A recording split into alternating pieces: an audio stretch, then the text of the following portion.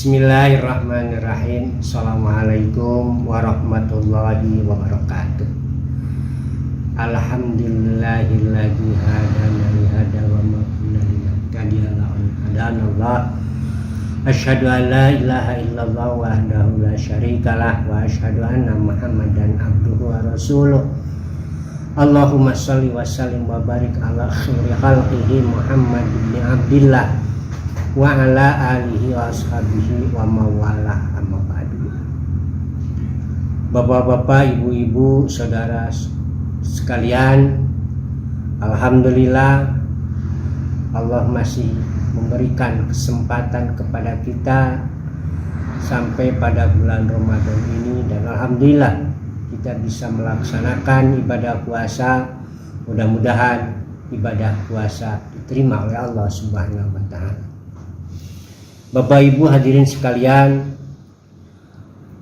Allah telah berfirman dalam surah An-Nisa ayat 36 yang berbunyi, a'udzubillahi minasyaitonirrajim, wa'budullaha wa la tusyriku bihi syai'a wa bil walidaini ihsana wa bidil qurba wal yatama wal masakini wal jari dil qurba wal jaril junubi wasahibi bil jambi wabnis sabili wa ma malaikat aimanukum. Hadirin yang kami hormati, dalam surah ini menerangkan tentang fungsi atau peran manusia. Menurut ayat ini bahwa peran manusia itu ada dua. Yang pertama adalah peran sebagai hamba.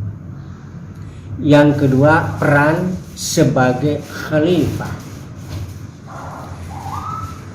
Kalimat wa'budullaha wa la tusyriku bi syai'a adalah perintah Allah. Kita ini mempunyai tugas dan fungsi sebagai seorang hamba. Seorang hamba tidak lain tugasnya adalah mengabdi dan beribadah kepadanya. Sebagaimana dalam surah Al-Bayyinah ayat 5 Allah berfirman, a'udzubillahi minasyaitonirrajim, wa ma umiru illa liya'budullaha mukhlishina lahuddin. Dan kami tidak diperintahkan kepada manusia kecuali beribadah dengan sebenar-benarnya. Termasuk saat ini kita sedang melaksanakan ibadah saum, itu sebuah ibadah yang merupakan kewajiban kepada manusia.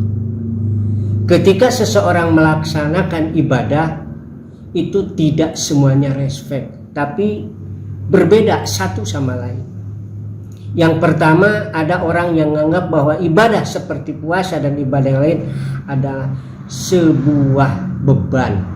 Artinya segala kewajiban yang dilakukan akan terasa berat.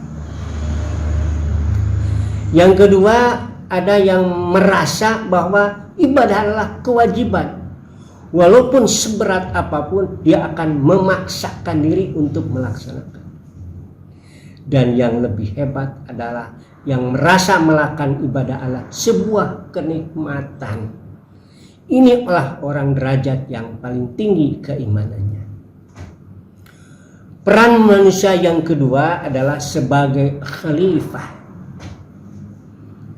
Sebagai khalifah di sini artinya manusia oleh Allah diberi tugas untuk mengurus bumi dan isinya.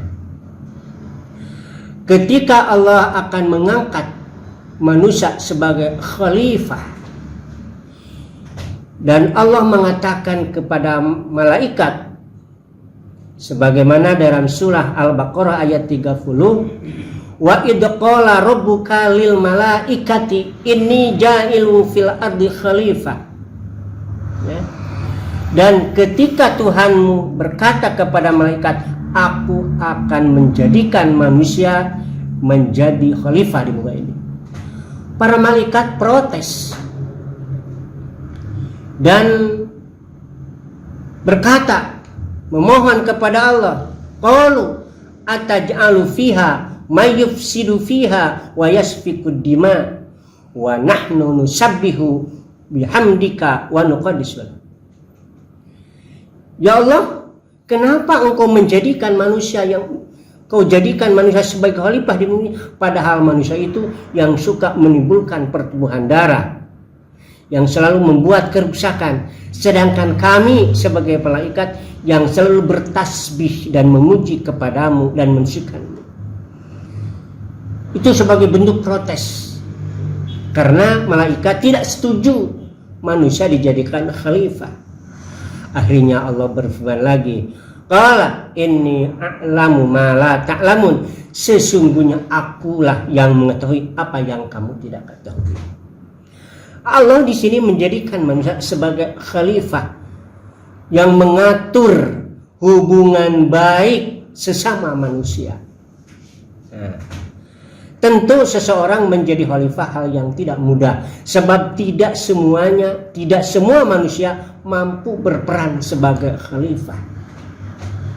Minimal berbuat baiklah sesama manusia, apalagi dengan alam dan seisinya. Seseorang mampu berbuat baik sebagai salah satu tugas khalifah adalah melaksanakan kewajiban berbuat baik dengan sesama.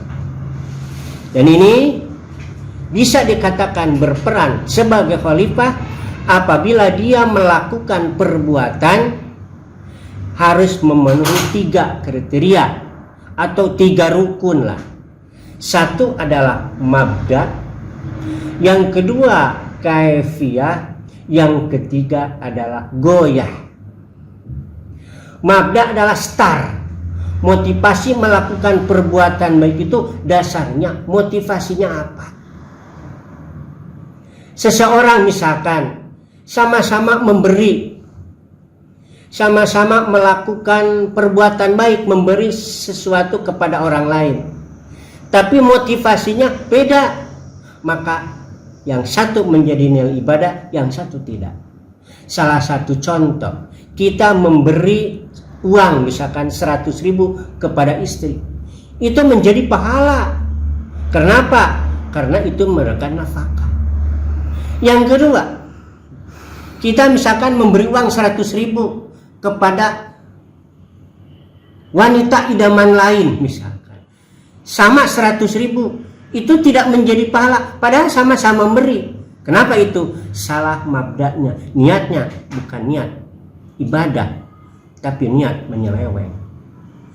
Yang kedua adalah kaifiyah, caranya, cara melaksanakannya. Nah, misalkan begini Pak, pernah di tahun mungkin sebelum Indonesia merdeka atau di awal kemerdekaan, seseorang pada waktu itu belum ada bidan, belum ada puskesmas. Belum ada puskesmas. Ada orang yang mau melahirkan, tapi sangat sulit. Mungkin karena kesehatan si ibu yang melahirkan itu kurang fit atau apa, sehingga merasa kesulitan. Mabdanya dia bagus, mau menolong, tapi kaifiyahnya salah, tidak dibenarkan. Ketika seorang ibu yang meregang mau melahirkan tapi sulit, dia datang niat mau menolong dengan membaca doa. Doa nanti kieu. Juriku mincir nu ulin dibelah hilir, sia minggir anak aing rek bijil. Pocong boloh nu ngadepong dibelah kulon, sia mantog anak aing geus nongol. Kelong wae nu ebrek dibelah kaler, sia lengser anak aing geus lenghel.